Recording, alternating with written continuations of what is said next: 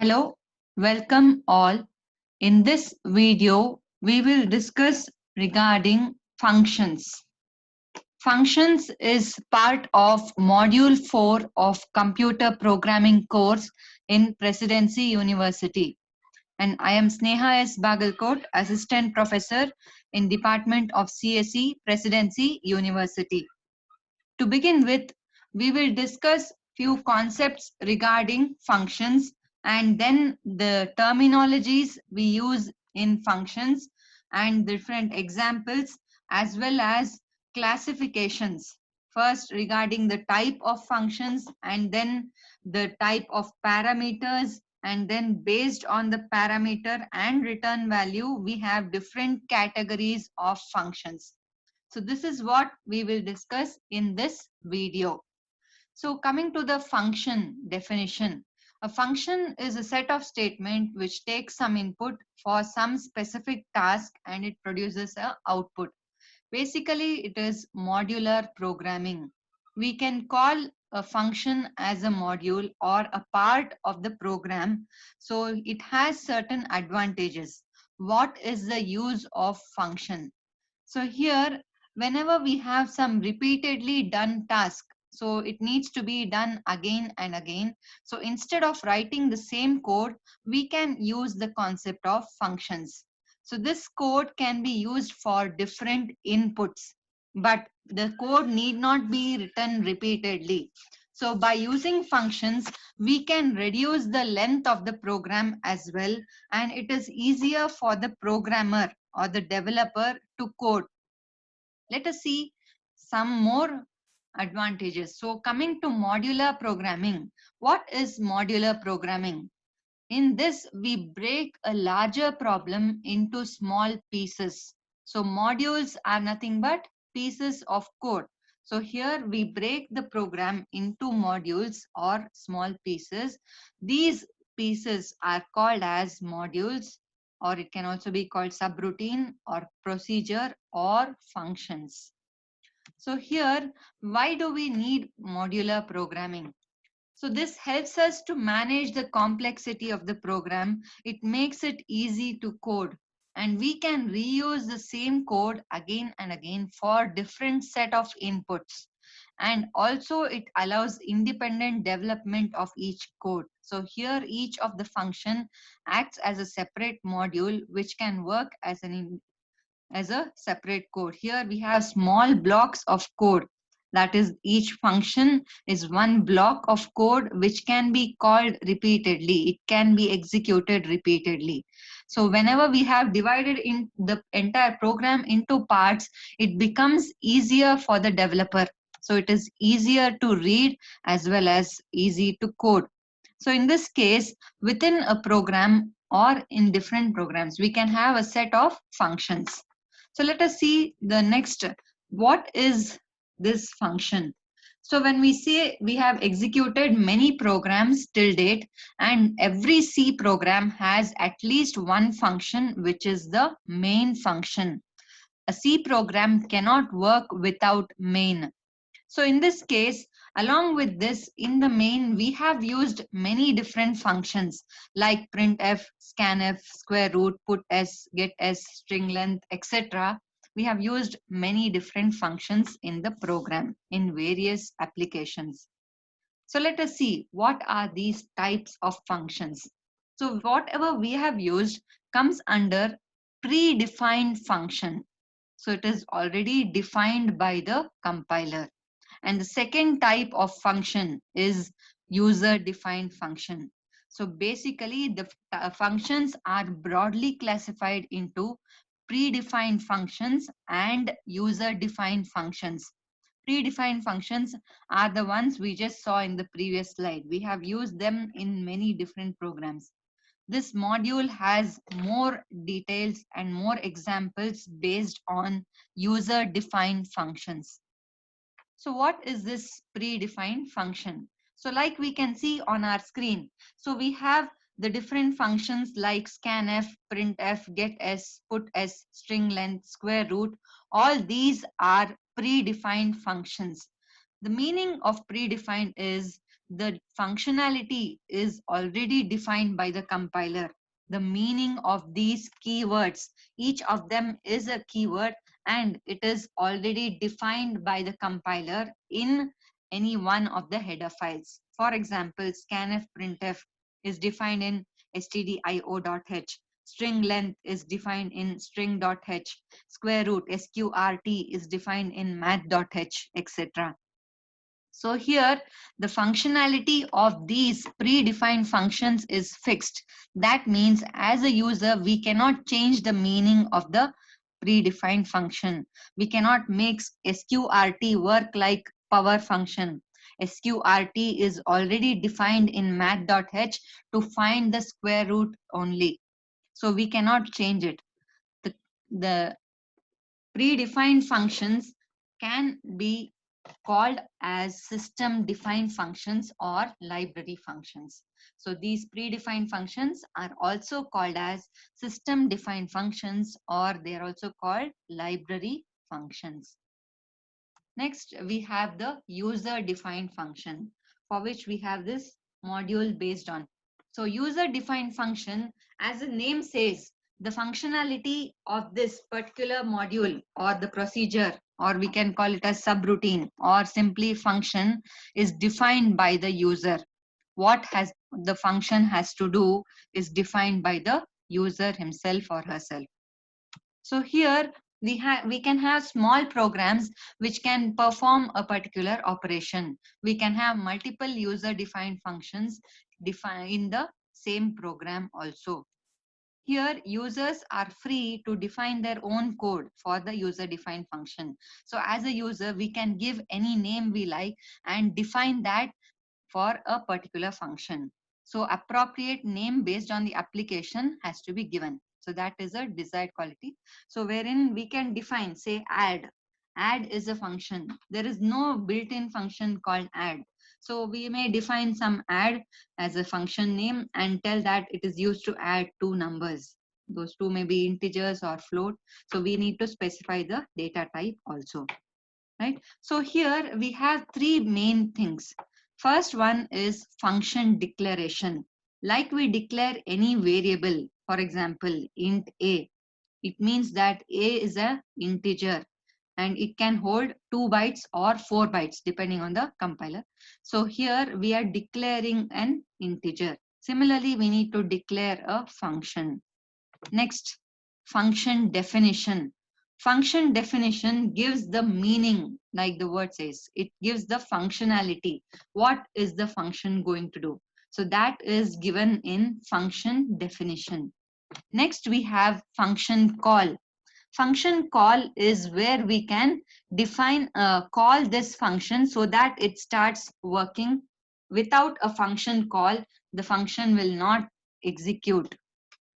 Let us see more about this. How do we declare this? So first one is function declaration. So for declaring any user defined function, we have a specific syntax or a rule, that is return type followed by function name, and within bracket we have the parameter list. Return type is the type of the answer, the data type of the answer. Function name is the name of the function. It has to follow the rules we have for naming an identifier. It cannot start with a name. The function name cannot be a keyword. We cannot have spaces in between and so on. We have different rules for naming an identifier, and all the rules apply for naming a function as well. And within brackets, we have the list of parameters. These are the parameters which are necessary for the working of this function. Let us see an example. So here, say we have the addition function. If we specify like this, it means that we are adding two integers. So in this case, addition is the name of our function. This is user defined. There is no keyword by name addition. So we are defining the meaning of this word or the function as addition of two integers. If we specify int comma int, that means we are passing two integers as parameter. These are nothing but two variables which have to be added. And like we know, when we add two integers, the resultant is an integer. So the answer is given back, so which is an integer. So the return type is specified as int. So this is a function declaration. This is also called as function prototype. So here, note this is called as function prototype. The function declaration statement is called as function prototype. It needs to be included in the program if we are writing the main function first. If we can also define the function and then write the main, in which case function prototype need not be written separately. We will see that with example. Let us see some important terms before we go into an example. So here we have some specific terms for functions. The first one is the function prototype. Just like we saw in the previous slide, the function prototype is a function declaration, the statement wherein we can know the majority of details like the function name, what are the parameters, and what is the data type of the answer which is returned. So here we have the function prototype is one of the main parts for any function. The first line in the function definition is also the function prototype. So first we have the calling function. Usually we have a function which is called, say we can call a function in main, then main becomes the calling function. Inside main we may write the in addition function like we saw in the previous slide, addition of a comma b. So main becomes the calling function. So this is used to initiate the function execution. So the line which has the call function addition is called as function call, and only if there is the calling function then the function will execute. So here, based on the function call, we can perform the task. Next is the called function addition, which we have defined, the user defined function, that is which we have defined with the meaning what is addition. It is used to add two integers. This particular addition is called as the called function.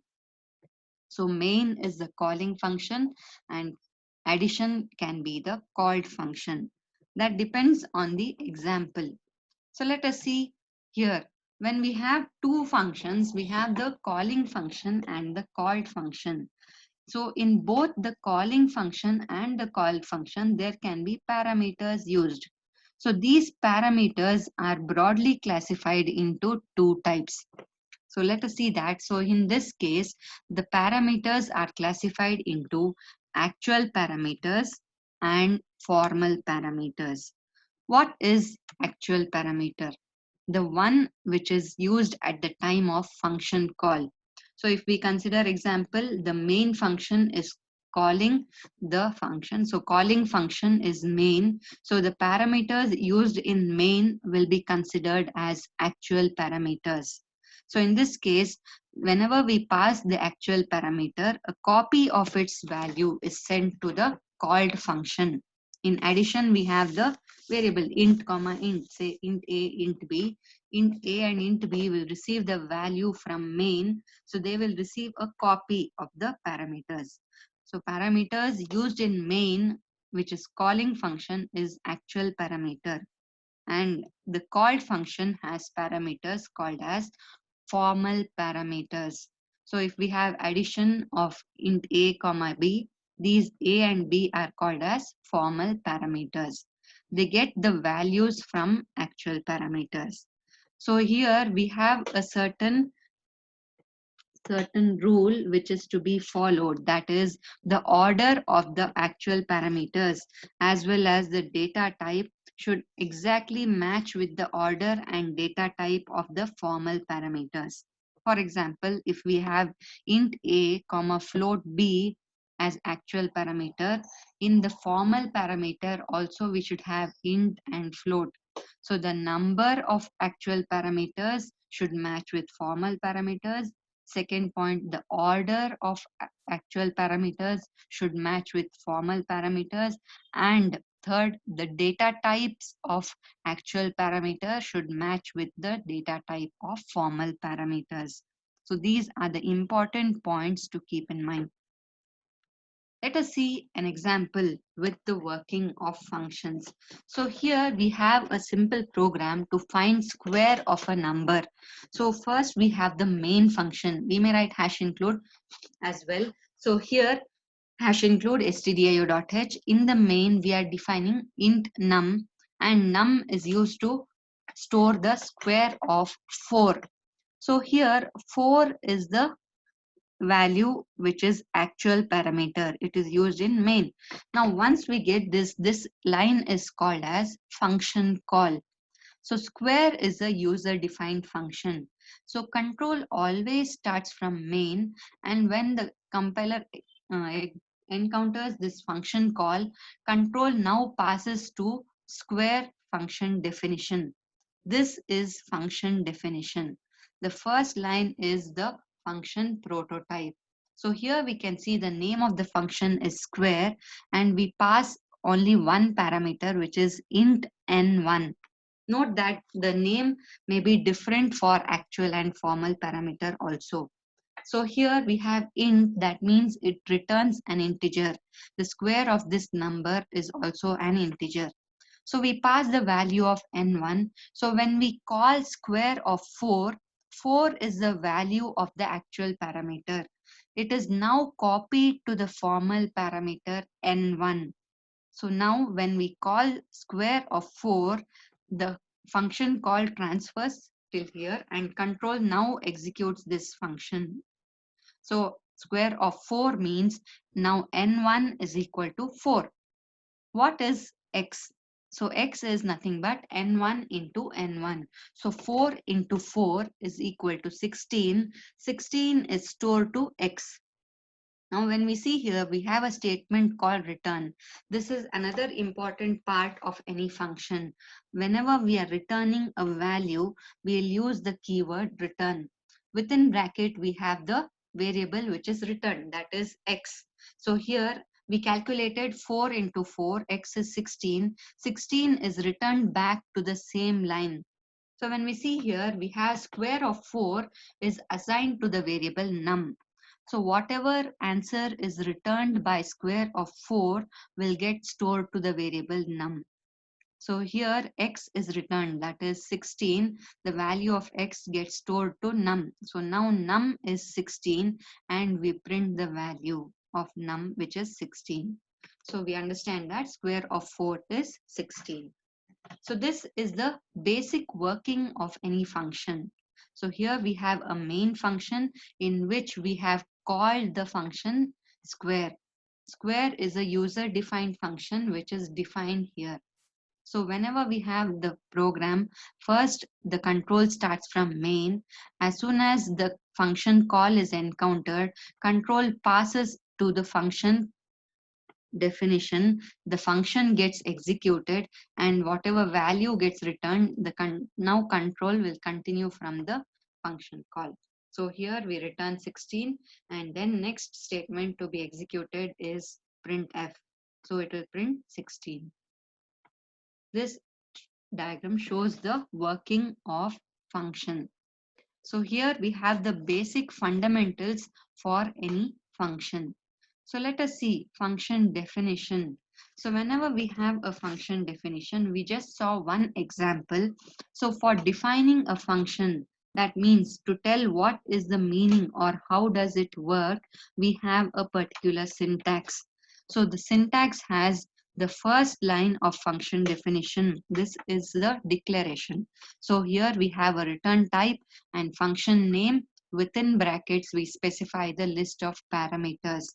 So these are the formal parameters. So inside the function definition, we have local variable declaration.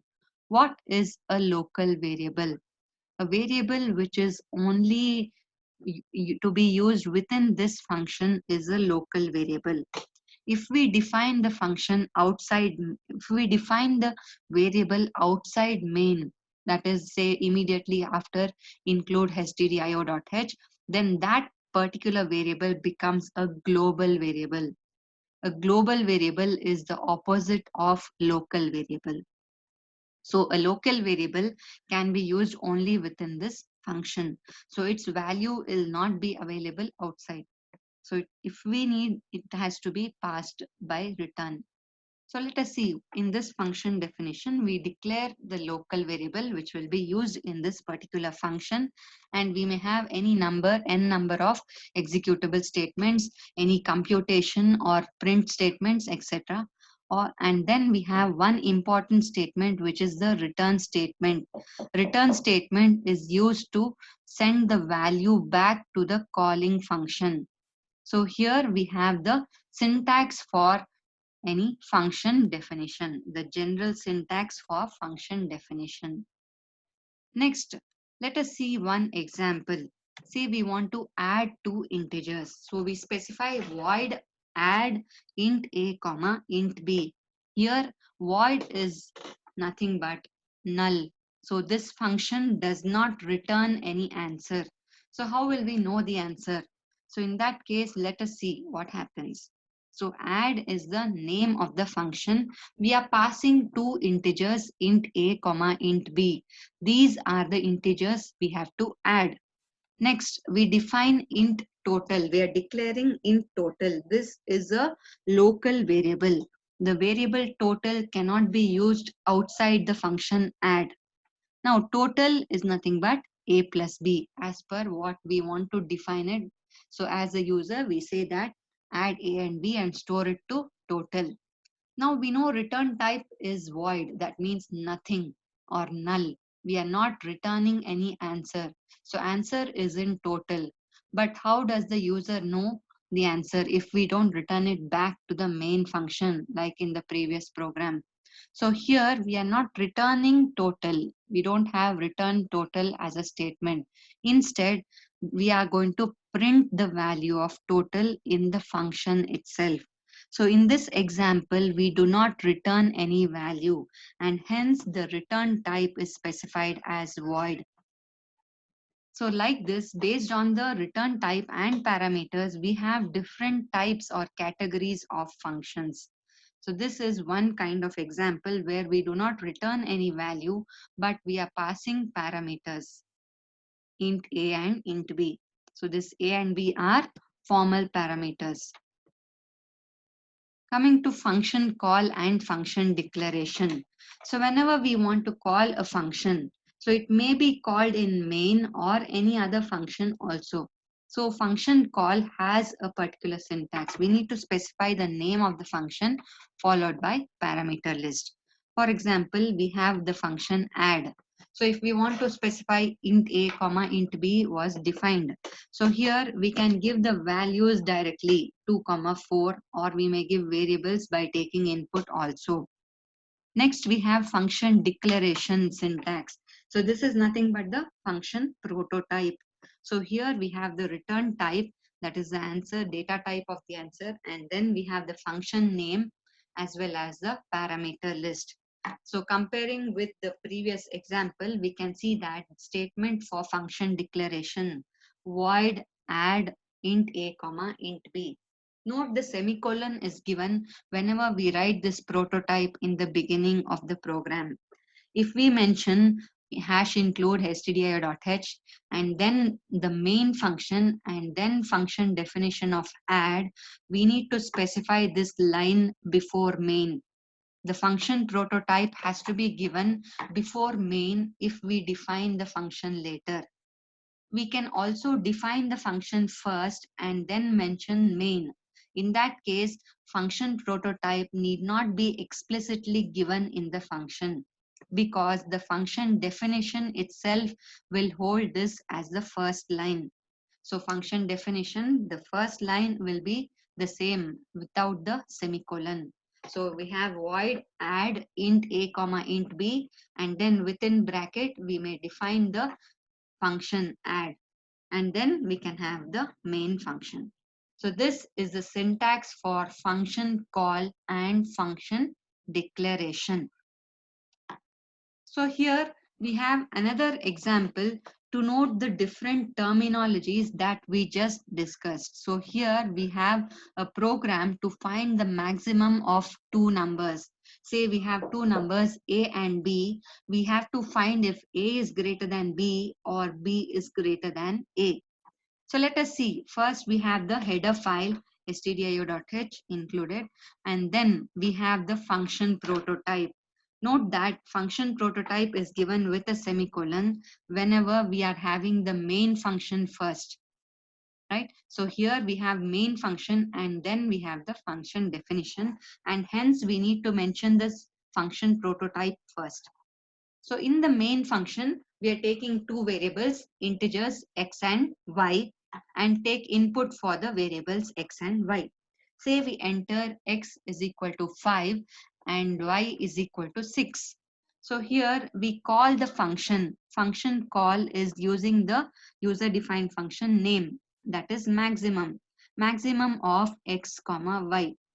So main is the calling function, maximum is the called function.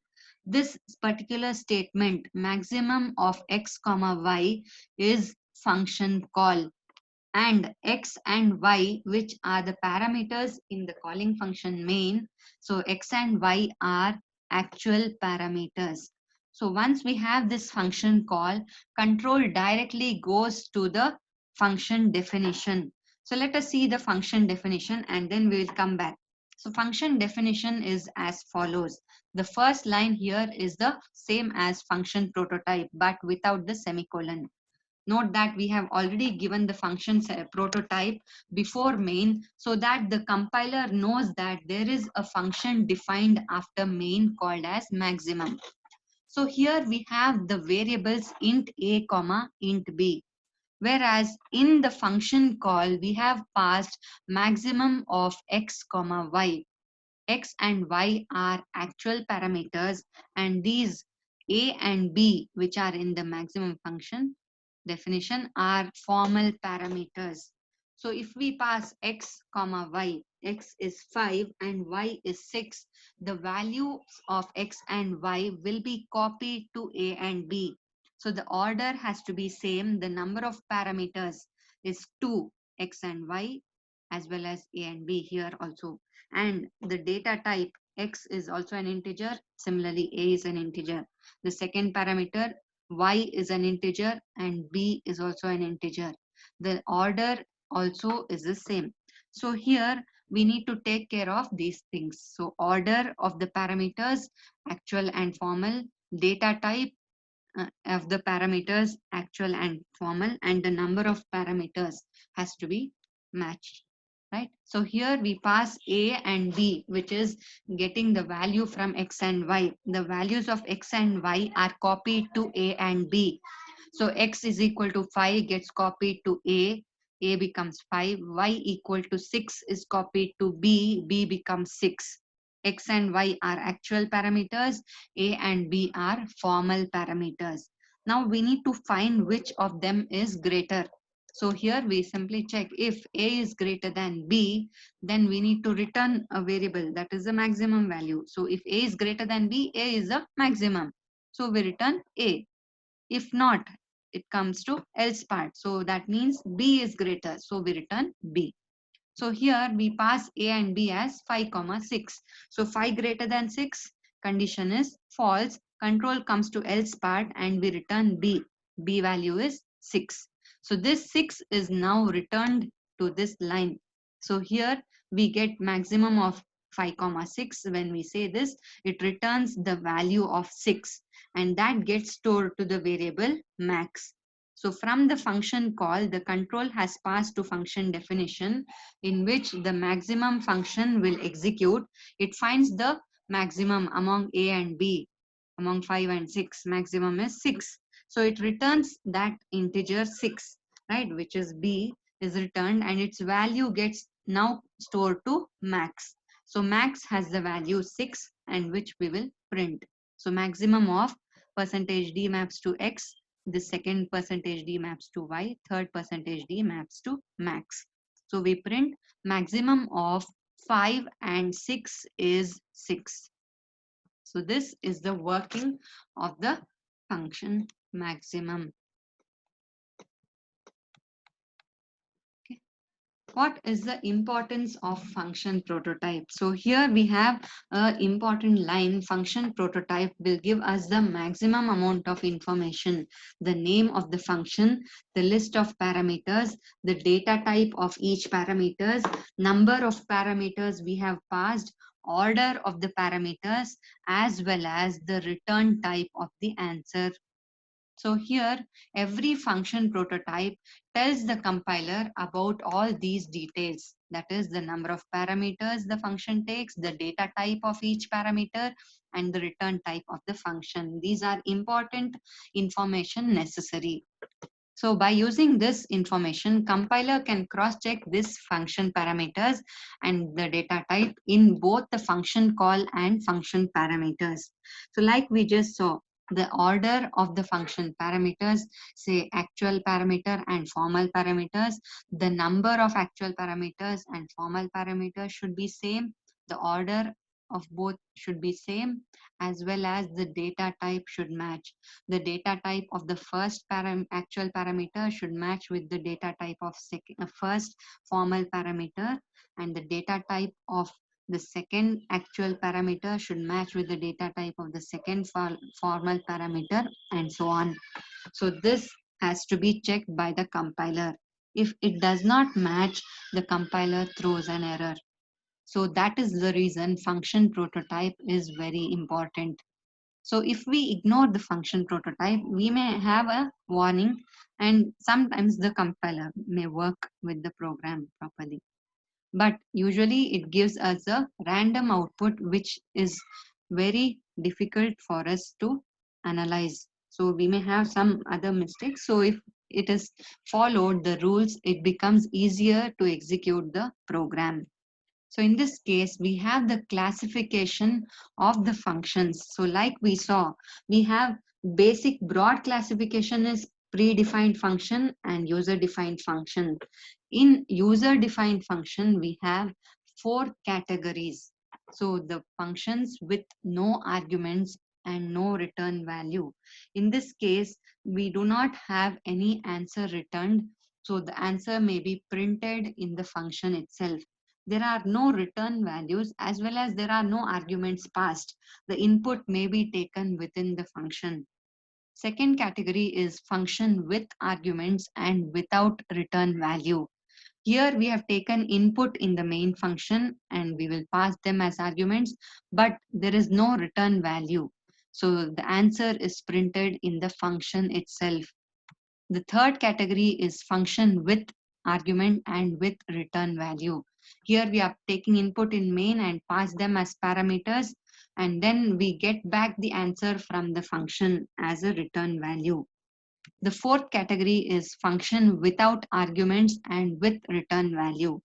So here we do not pass any arguments. So the input is taken inside the function, computation is done, and whatever answer we have, we can return back to main function. So these are the four categories of functions. So let us see one by one. So function with no arguments and no return value. So in this case, we have a function 1 which is calling function 2. This function 1 is the calling function. Function 2 is called function. So control starts here. As soon as we see this function 2, control passes to function 2. It executes function 2 and control returns back to this statement. This is the function call. So there is no input and there is no output. In this case, we have one example. So let us say we want to add two numbers. So this is the function definition, and then we have main. Since we do not have any function arguments or return type, so the control now after define stdio.h, control will just come to main. It knows that there is a function defined. Now in the main, we see that there is just the function call. This statement is the function call. We do not pass any parameters and nor do we have any return value. So in this statement, just the name of the function with brackets is given. So this is a function call with no arguments and no return value. Now from this statement, control passes to function definition. So here we have defined, as a user, we have defined the meaning of this function sum. So in this case, we define some local variables, total A and B, and we take input for A and B and calculate total as A plus B. Note that we do not return any total value here. We just simply print the value of total. So the user gets the value, the result in on the console. So he can see the displayed answer, but it is not given back to main. So here the function completes. We have got the answer total, and then the control comes back to the main function, and then the program completes. So this is the first category where we have a function with no parameters and no return value. The second category is the function with arguments and no return value. So in this case, the function 1 is calling function 2. So here we are passing some values, but we do not get back the answer. So in function 2 itself, we can print the answer so that there is no value returned. And then control will continue here. Let us see one example. So the same function we will see in all the 4 categories, addition of 2 integers. So here we have hash include stdio.h, and then we have the function defined. The compiler simply scans this, and then control will always start from main. So in main, we are taking input for m and n. These are the actual parameters which are passed to the function sum. Note that there is no return value. So here the return type is void. So we have got m and n which is passed. These are the actual parameters. The value of m and n are copied to A and B. The value of m is copied to A, value of n is copied to B. So if we enter 5 and 8, for example, m is 5, n is 8. Now A becomes 5 and B becomes 8. Now total is 5 plus 8, which is 13. So this total gets printed here itself. We are not returning any value back to main. So once we get the answer, result is 13, control comes back to this statement function call. And after that, since we don't have any statement, the program will stop. If we had any printf or any other statement, the program continues after the function call. So since the program completes here, we have displayed the answer on the console. The third category is function with arguments and with return value. So here we are taking input in the calling function, function 1, and passing those values as argument. In function 2, which is called function, it calculates some answer and the result is passed back to function 1. Let us see an example. So here we have the same addition of 2 numbers, but with the third category. So here the control starts from main. We are taking input for m and n. M and n are actual parameters. We pass m and n to the function sum. So this is the function call, and the control now passes to this function. Note that the return type is int. So we are passing int a comma int b. So if this is 2 and 3, so m is 2, its value gets copied to a becomes 2. N is 3 as input, so its value gets copied to b becomes 3. So now we are defining a local variable total, and total is equal to 2 plus 3. We get total equal to 5. Now we are returning this value back to the function call. So it returns 5. It does not use the value variable total. This total can be used only within the function. So it returns the value of total, which is 5, and from the function call. So this function returns 5. 5 is now stored to result. So it prints the result. So in this category, we are passing parameters or arguments, and we also have the return value. So int is the return type. So based on the category, we specify the return type. If there was no return value, this return type will be mentioned as void, like in the previous category. So the fourth and the last category is function with no arguments but with return value. So here we are not taking any input in the calling function. So we simply call the function, but we are getting the result from the called function. So input is not given, but the result is sent back. to the called function. Let us see one example based on addition of two numbers. So here first we have defined the user defined function sum. In the main we are just calling the function. Sum is called without any parameters. So once we have the function called, the control passes to function definition. We can see here as well prototype int sum, within bracket there is no variable. So this is a category of function with no arguments. So simply bracket is mentioned. So we declare the required variables total a and b. These are local variables. Local, the scope is local to the function sum. So we take input for a and b, say 5 and 6. So 5 plus 6, 11 is stored to total. Now we return total because this is function with return type. So return total, 11 is returned. Note we have taken input in the function itself, but we are returning the answer. So 11 is stored to result and we print the result is 11. So these are the four categories of functions. Thank you.